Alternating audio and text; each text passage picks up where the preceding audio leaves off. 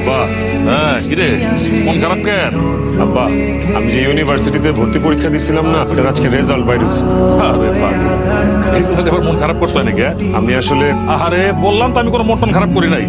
তাছাড়া আমার ছেলে তো আমি চিনি, আমার ছেলে অনেক ভালো ছাত্র, দেখবি সামনে আবার ঠিকই হয়ে যাবে। আচ্ছা দাঁড়া, আমি তোর মন ভালো করার ব্যবস্থা করছি।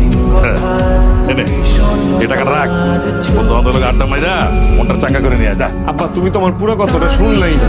কি যে কর। আব্বা, আমি তো ইউনিভার্সিটি ভর্তি পরীক্ষার চান্স পাইছি। খালি চান্স না আব্বা, মেধা তালিকায় 1 নম্বর হয়েছে তোমার পোলা। এক কাজ কর, তুই স্ত্রী কর, আমি এই গেলাম আর আইলাম। আব্বা, এই সারাটা জীবন কথা পুরোটা না শুনেই লাফাইল। আব্বা, জামা পুড়ে গেছে।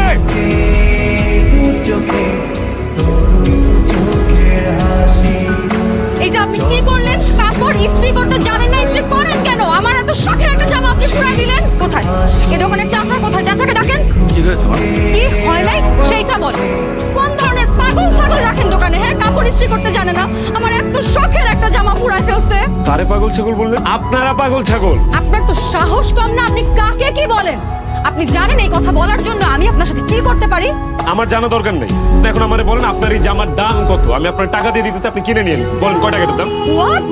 আপনি আমাকে টাকার গরম দেখাচ্ছেন? যে মা, যেহেতু আমার দোকানে পড়েছে তাই দায়িত্ব তো আমারই। আমি টাকা দিয়ে দিয়ে তুমি কাপড়টা কিনে নিও। না চাচা, আপনার আমাকে কোনো জামা কিনে দিতে হবে না, কিন্তু দয়া করে কার সাথে কিভাবে কথা বলতে হয় এটা আপনার ছেলেকে একটু শিখান।